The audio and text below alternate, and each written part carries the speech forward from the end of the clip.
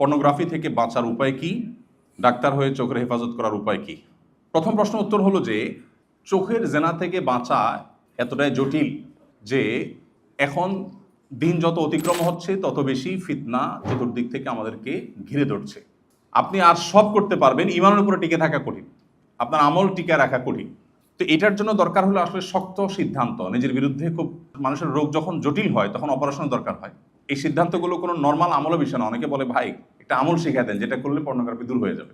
আমি বললাম আপনি তো হয়েছে ক্যান্সার, চাচ্ছেন ট্যাবলেট। ক্যান্সারের জন্য তো ট্যাবলেট না, থেরাপি লাগবে বা অপারেশন লাগবে, তাই না? সো এই পর্যায়ে কঠিন সিদ্ধান্ত নেওয়াটা গুরুত্বপূর্ণ। জীবনের প্রত্যেকটা পর্যায়ে এসে আমরা সবাই জানি, সবাই একমত হব, এমন এমন ইস্যু আছে যে ইস্যুগুলোতে আসলে খুব শক্ত সিদ্ধান্ত নিতে হয়। এই শক্ত সিদ্ধান্ত নিতে যতটা কষ্ট মনে হয় আসলে নিলে এত কষ্ট হয় না। যাদের এই এডিকশন আছে তারা কোনো একটা ডিভাইসের মাধ্যমে এটা দেখেন, এই তো ডিভাইসটা চেঞ্জ করে ফেললে হয়ে গেল, একটা বাটন ফোনে চলে গেলে হয়ে গেল। খুব জটিল কাজ। দেখেন এই সহজ কাজটা কিভাবে করবে জন্য সিকিউরিটি লিখে দিয়েছি। কাজটা খুব সহজ না। আমি স্মার্টফোনটা বিক্রি করে একটা বাটন ফোনে চলে আসলাম।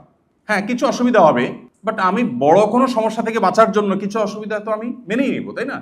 এবং এভাবে যদি আমি বেশি না কয়েক মাস চলতে পারি, ইনশাআল্লাহ আবার আমি কামব্যাক করলে অসুবিধা হবে না।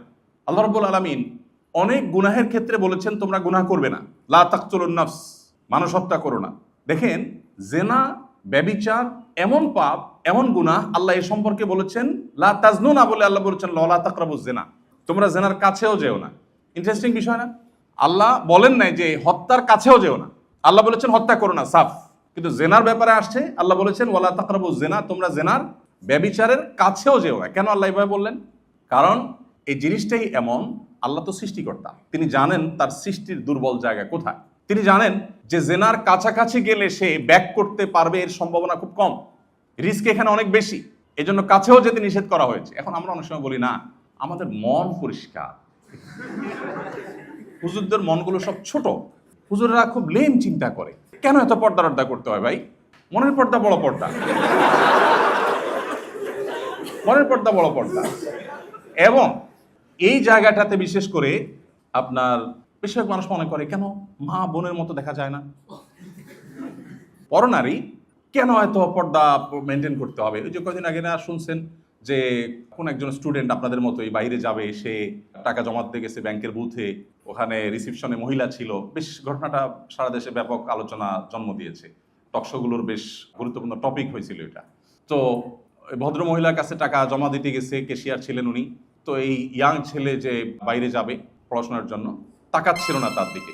তখন উনি ওনার হাজব্যান্ডকে বলেছেন, হাজব্যান্ড সেটা সোশ্যাল মিডিয়াতে ভাইরাল করেছেন যে এই ছেলে বিদেশে যে কি করবে, একটা মহিলার চেহারার দিকে তাকাইতে যে পারে না, সে বাইরে যা করবেটা কি?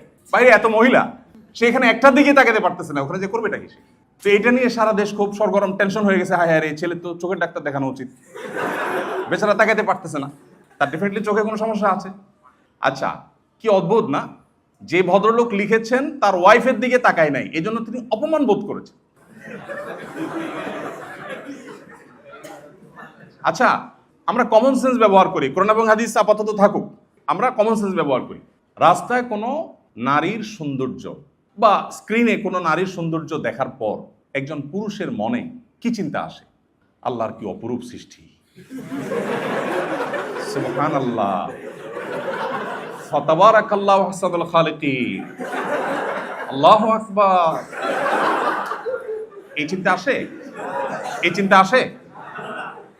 আপনি যদি বলেন না আমার তো এই চিন্তাই আসে, তাহলে আপনার এই গ্রহে বসবাস করা উচিত না। আপনার কবে কবরে চলে যাওয়া উচিত, তার নাহলে ডাক্তার দেখানো উচিত।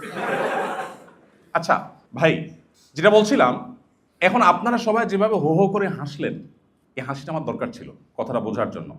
এই হাসিটা প্রমাণ করছে যে আপনারা সবাই জানেন, এটা ওপেন সিক্রেট, যে কোনো নারীর খোলামেলা শরীর, চেহারা, সৌন্দর্য দেখার পর পুরুষের মনে কি চিন্তা আসে, এটা আমরা সবাই জানি। কেউ যদি বলে না না ভাই আমার এসব চিন্তা আসে না, তাহলে আমরা তাকে নিয়ে বরং হাসাহাসি করবো, তাই না? এটা তো বাস্তবতা। ওকে, এবার কেউ তার বউ, তার বোন, তার ফ্যামিলির কোনো মেয়ে, অন্য কেউ তার দিকে তাকালো না, সে অপমান বোধ করছে, তার চয়েস নিয়ে আমার আলাপ নাই। কিন্তু আমার আলাপটা হলো যে কমন সেন্স কি বলছে, যে তার ওয়াইফের সৌন্দর্য অবলোকন করে কেউ তো এখানে আল্লাহর সৃষ্টি রহস্য আবিষ্কার করতে যাইতো না, নিশ্চয়ই সে মনে মনে জেনা করত। কি বলেন? জেনার বিভিন্ন লেভেল আছে, ধরেই যে একেবারে সে সিরিয়াস লেভেলের জেনা করতো, মনের জেনা, আমি সেটা বলছি না, বাট শুরুটা হতো। ঠিক কিনা বলেন? তাহলে একজন, আপনি ইসলামকে এক পাশে রেখেও যদি চিন্তা করেন, একজন মিনিমাম কমন সেন্সালা মানুষ তার স্ত্রী, তার ফ্যামিলির কোনো মেয়ের সৌন্দর্য অবলোকন করে, অন্যান্য আজকাল সোশ্যাল মিডিয়া দেখেন কাপল ব্লগ আর কত কিছু বাইর হয়েছে না, বইয়ের ছবি দিয়ে দেয়, কেউ যখন লিখে দেয় কি জানি কি কি লেখে কমেন্টগুলো, সাধারণত সুন্দর কোনো মহিলার ছবি দিল, নিজের বউর ছবি দিল, ফ্রেন্ড লিস্টের লোকজন এসে কি লেখে,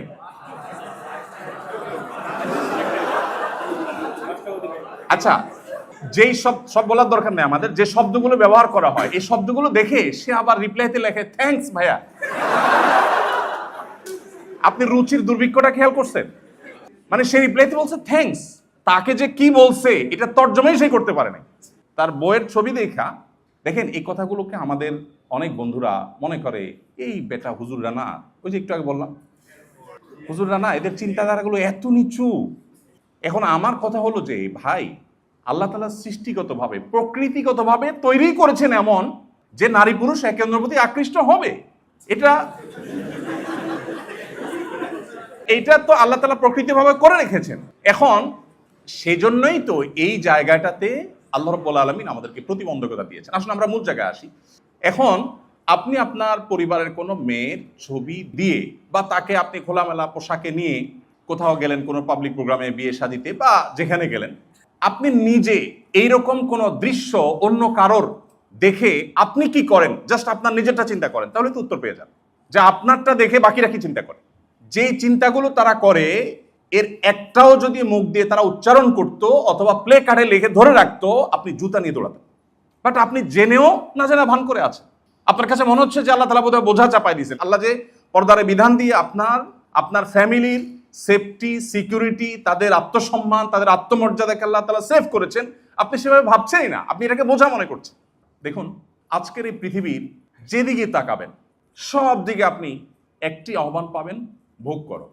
একমাত্র দিন পাবেন, ইসলাম পাবেন, আপনাকে বলবে স্যাক্রিফাইস করো, কন্ট্রোল করো, নিয়ন্ত্রণ করো। সিয়ামের মানেই হলো বিরত থাকা। সিয়ামের মানে কি? বিরত থাকা।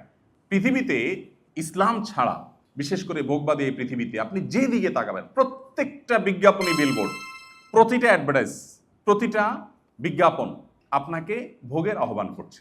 এই পৃথিবীর সব কিছু আপনাকে ভোগের আহ্বান করছে, ঘুরিয়ে ফিরিয়ে ভোগটাই মুখ্য। বাট ইসলাম আপনাকে বলবে স্যাক্রিফাইস করেন, ত্যাগ করেন।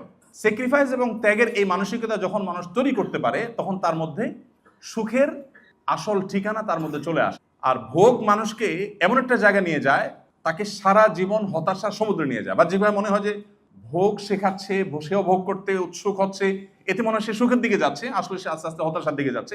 এটা বোঝার জন্য পণ্ডিত হওয়ার দরকার নাই। আমরা যে মডেলটা ফলো করি, পশ্চিমা মডেল তো আমরা আমাদের দেশে ফলো করি সাধারণত, তাই না? আমাদের লাইফস্টাইলে সবকিছুতে আমরা ওদের দিকে তাকালে কিছুটা অনুভব করতে পারবো যে ওদের সুখ তো মাপার আলাদা কোনো মিটার নাই, কিন্তু বিভিন্ন রেশিও দেখলে বোঝা যায়। তো আত্মহত্যার প্রবণতা বলেন, ডিপ্রেশনের রেশিও বলেন, এগুলো যদি আপনি কম্পেয়ার করেন, আপনি দেখবেন যে আল্লাহ রাব্বুল আলামিন শুধুমাত্র তার প্রকৃত গোলামি এবং বান্দিগি, আত্মনিয়ন্ত্রণ করার প্রবণতা আছে, মানসিকতা আছে, মানুষগুলোকে আল্লাহ তাআলা শান্তি দিয়েছেন। আসলে দুনিয়াতে তো মানুষের চাহিদা শেষ নাই, কোনো আছে? কোনো শেষ নাই।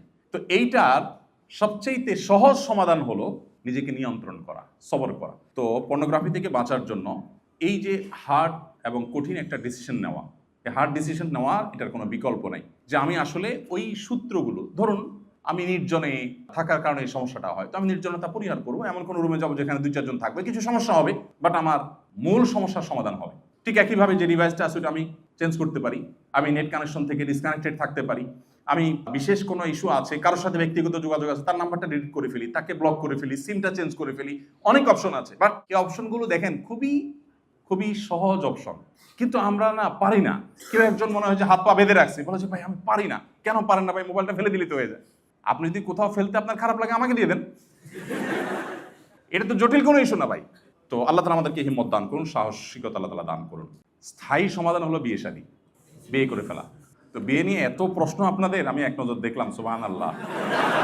মানে লিটন ভাই হাতে কতগুলা দিছি, রিপিটেড প্রশ্ন, বিয়ে বিয়ে বিয়ে, আপনাদের আর্তনাদ, আপনাদের এই আর্তচিৎকার। দেখেন ইসলাম শুধুমাত্র আপনাদের এই এই যে প্রকৃতিগত নেচারাল আপনাদের যে ডিমান্ড, এটাকে একমাত্র ইসলাম রেসপেক্ট করে। আপনি ইসলামের বাইরে আজকের এই প্রচলিত সমাজের কাছে যান, বলবেন নো, খবরদার, বয়স হয়েছে কত বেটা, তুমি আগে নিজের পায়ে দাঁড়াও। এখন যে দাঁড়াচ্ছ এগুলো তোমার পাও, তোমার না, সো নিজের পায়ে দাঁড়াও। আপনি দেখবেন কই না, আমার পা তো আমারই আছে, কিন্তু সমাজ বলতেছে না না, নিজের পায়ে দাঁড়াও। আমি আমার গল্প সবসময় বলি, এর আগেও এখানে একটা প্রোগ্রামে বলছিলাম ভাইদেরকে, আমি বিয়ে করেছি তখন আমার বেতন 2800 টাকা। 2800 টাকা বেতন, তখন আমি বিয়ে করেছি কোথায়? ঢাকা শহরে, বাড়িয়ালির মেয়ে, গ্রামে, এদের জন্মও ঢাকায়, সব ভাই বোনের, এরা এস্টাবলিশড এখানে, আর আমার বেতন কত? 2800 টাকা। তো আমি তো সাহস করছি, আলহামদুলিল্লাহ। যাই হোক, সে গল্প অন্যদিন বলা যাবে। খোলাসা কথা হলো, পর্নোগ্রাফি থেকে বাঁচার জন্য আর্লি বিয়ে করা এবং নির্জনতা দূর করা, এবং আপনার যে ডিভাইসগুলো বা যে আপনার ইস্যুগুলো আমাকে এইদিকে নিয়ে যায়, সেগুলো থেকে সম্পর্ক ছিন্ন করার জন্য কিছু শক্ত সিদ্ধান্ত নেওয়া, এগুলো ছাড়া আসলে এখান থেকে বাঁচা খুবই কঠিন।